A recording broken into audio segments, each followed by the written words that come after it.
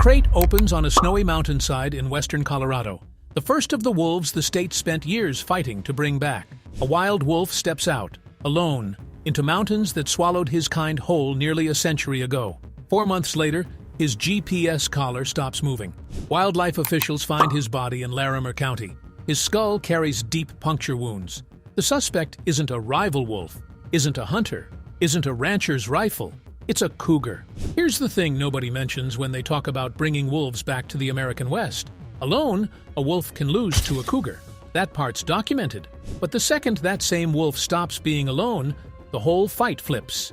And new research from just this year explains exactly why, right down to the pound of meat they're fighting over. Gray wolves once ranged across nearly all of Colorado. By the 1940s, decades of shooting, trapping, and poisoning had wiped out every wild wolf in the state. For 80 years, nothing filled that space at the top of the food chain. Not really. In November 2020, Colorado voters decided to change that. Not biologists, not the state government. Ordinary people at the ballot box, voting on Proposition 114, whether the biggest predator in the state should get to come back at all. It passed by less than 2 points, 50.91% to 49.09%. And the map told its own story. Rural counties in western Colorado, the exact places wolves would actually land, voted against it. The yes votes came from cities on the eastern side of the state, places that would never share a fence line with a wolf pack in their lives. The law gave the state no choice. Wolves had to be back on the ground by the end of 2023. On December 18th, Colorado Parks and Wildlife opened the first crates in Grand and Summit counties. 10 wild wolves captured from Oregon packs, sedated, collared, released into mountains they'd never seen. In January 2025, 15 more arrived from British Columbia, 25 wolves total. And the plan is to keep adding 10 to 15 more every year, until the state hits 30 to 50 wolves and the population can sustain itself. Nobody expected the land waiting for them to be quite this occupied already. The wolf found dead in Larimer County on April 18, 2024, was one of the original 10. A 76-pound juvenile male from Oregon's 5 Points pack. Federal investigators sent the body for a full necropsy. The report didn't hedge. Trauma consistent with predation. Puncture wounds consistent with a mountain lion's bite. And get this, it wasn't even close to unprecedented. Washington's been running its own wolf recovery program for years longer than Colorado, and they've confirmed 6 cases since 2013 of collared wolves killed by cougars. At one point, cougar predation accounted for nearly 30% of all known natural wolf deaths in that state. Yellowstone, by comparison, has logged just 2 confirmed cougar killings in 28 years of continuous monitoring. Idaho has 2 as well. Washington's 6 stands alone. Almost every wolf killed this way had one thing in common. It was alone. A cougar hunts by stealth, creeping in under cover, striking from ambush. That works devastatingly well against a single animal. It almost never works against a group. In one brutal case from Washington in 2022, a biologist investigating a partly eaten elk carcass found something nobody expected nearby: an adult female wolf, dead.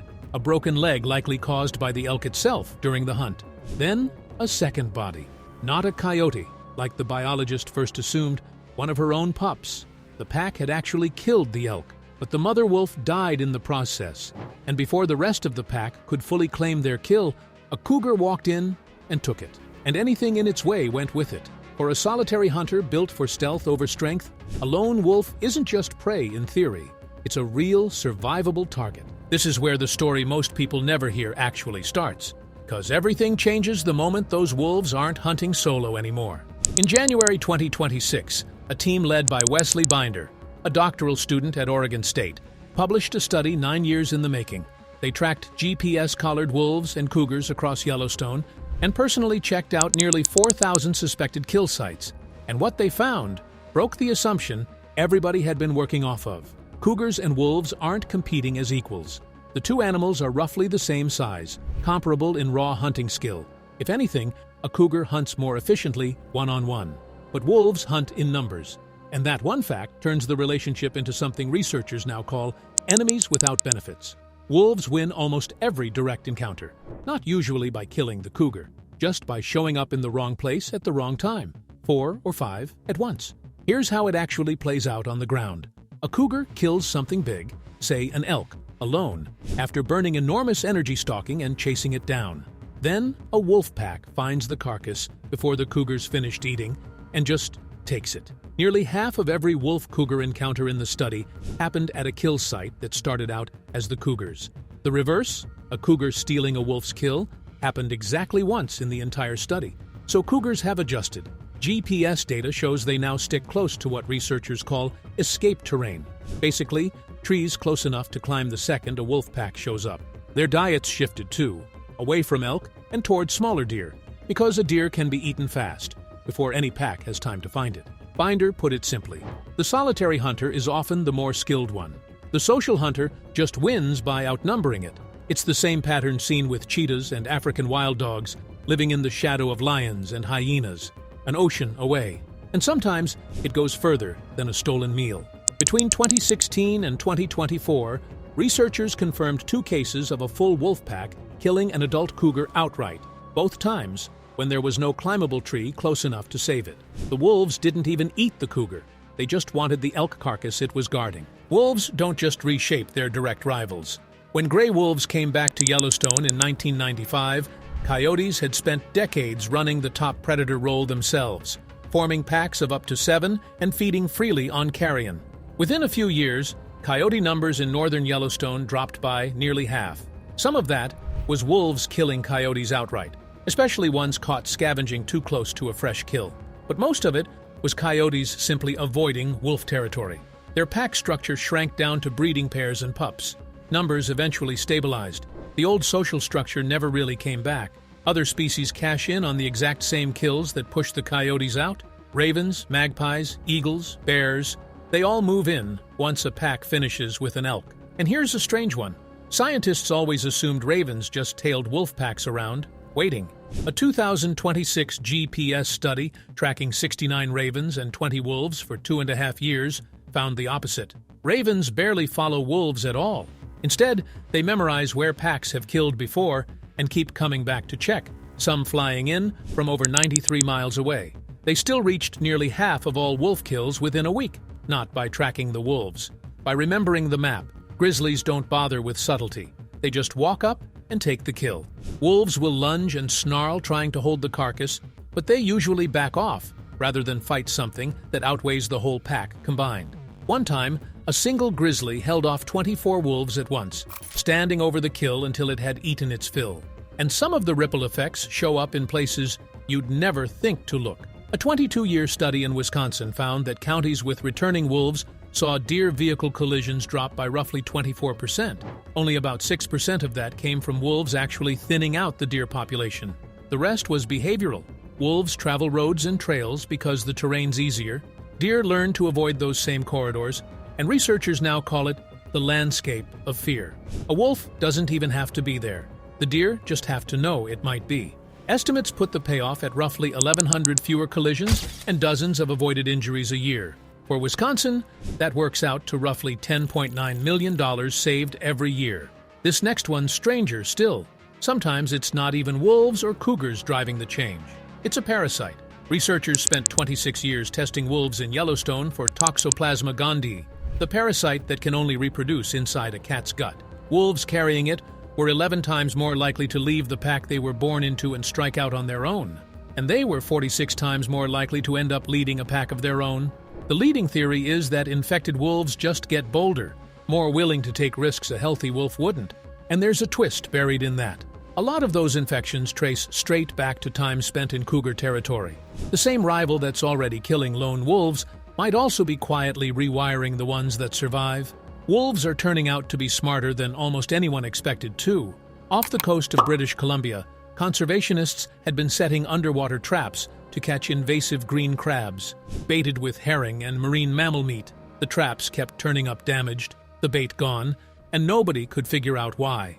So they set up a camera. In May 2024, it caught a female wolf swimming out, grabbing the trap's floating marker in her teeth and dragging it toward shore. Then she found the rope attached to it and started pulling, hand over hand, or paw over paw, until the whole submerged trap came within reach. She dragged it onto the beach, chewed through the netting, and ate what was inside. A second wolf did almost the exact same thing the following February. Researchers stopped short of calling it true tool use, since she didn't build or modify anything.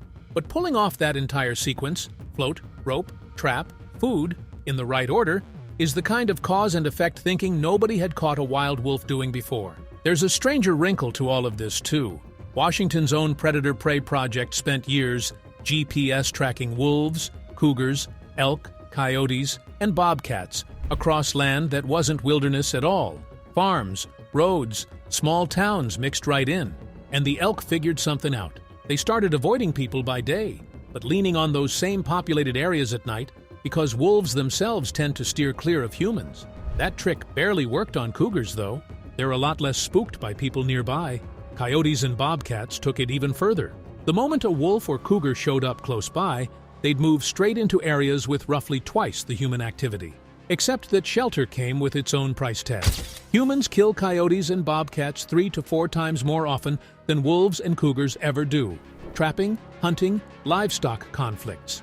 The hiding spot from one predator turned into a different kind of risk entirely.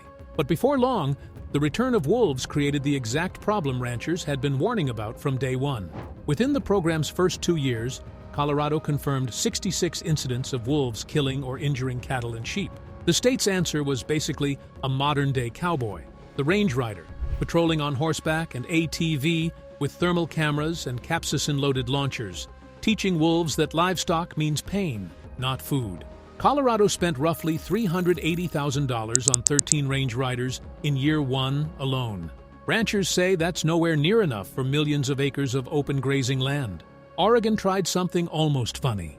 After wolves killed 11 cows in 20 days, officials sent out drones armed with spotlights, thermal cameras, and speakers blasting the loudest, most aggressive audio anyone could find.